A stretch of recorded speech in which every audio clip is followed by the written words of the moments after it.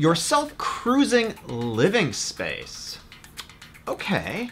Byton wants to bring your living room to the freeway, but not just any living room.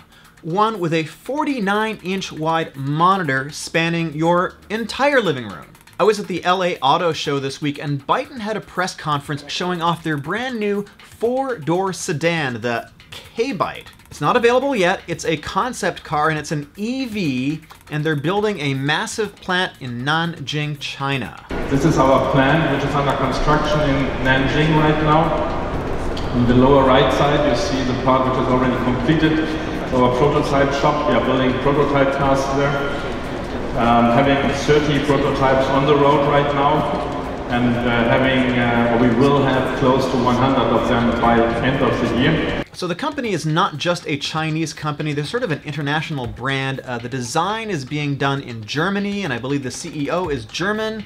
There's a lot of software engineering going on in Silicon Valley. They made a big point of talking about the internationalness of this potential Tesla competitor. Now, it does seem like this car is going to come to market pretty soon because they got a $500 million infusion of capital in June of this year. We will go to the market with this product end of 2019, end of next year in China, the mid of 2020 in the United States, and second half of 2020 in Europe. At the pre-party for the auto show, it seemed like Byton was sponsoring it in part because they had the M-Byte SUV there, and this is what this massive interior screen looks like. And this is what the party looks like, so I'm wondering how much of this $500 billion went towards this party. It was certainly very interesting, it was really cool, and as far as I could tell, it didn't have a whole lot to do with the automobile industry, but hey, I wasn't complaining. So the introduction was fairly light on details. They didn't talk too much about range. They did talk a lot about this massive screen and how you're going to use the screen and the AI behind the screen. In fact, the whole presentation was about 20 minutes, and it was basically about the screen. They talked about conference calls and PowerPoint and all kinds of interesting stuff, but if you're driving, pretty much in every country that I'm aware of, you're not allowed to display video on your screen, and so how are they going to address that? From what I've read, they're saying that this car is going to be released with level 4 autonomy. Okay, let's talk about that for a second. There are 5 levels of autonomous driving, level 5 being the highest, and that is where the vehicle can navigate by itself without any human intervention under all road conditions to any location the vehicle is able to go.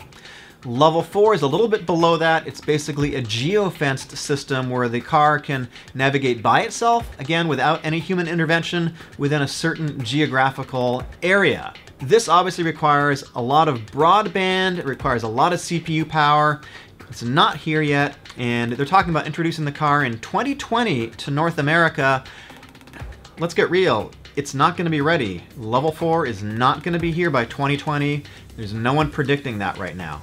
And in fact, if you've been following the news, you know a little bit earlier this year in Arizona, Uber had a self-driving vehicle. It was a Volvo, and it crashed and killed a person who was crossing the street. That was bad. And just recently, back in June, Waymo, which is owned by Google, Alphabet, who has their self-autonomous driving program, one of their vehicles, the driver fell asleep at the wheel and the vehicle crashed. According to news reports, the Waymo vehicles are getting confused at intersections where there's a lot of traffic and there's cyclists and pedestrians and all that kind of stuff, and Waymo has put drivers back into the cars right now to monitor the driving. So my point is that everybody wants level 4 autonomous driving. They want it to be here right now. People have a lot of trust in the technology, but it is just not here yet. We've got a few more years to go. Just FYI, Tesla is a level 2 autonomous system. That means that the driver has to be ready to take over, take control of the wheel, the brakes, the accelerator at any time. So here we've got Byton, who's talking about this massive screen, and I can see that they are definitely thinking towards the future. It's definitely not something that is going to be useful right now to have a screen that big. I see it as a distraction. They didn't talk much about the driver experience, but I guess that's kind of passé anyhow. This vehicle is definitely coming to market. They are talking about introducing it in China in 2019. When I was there a couple of months ago, there were a lot of electric vehicles. No autonomy yet as far as I could see.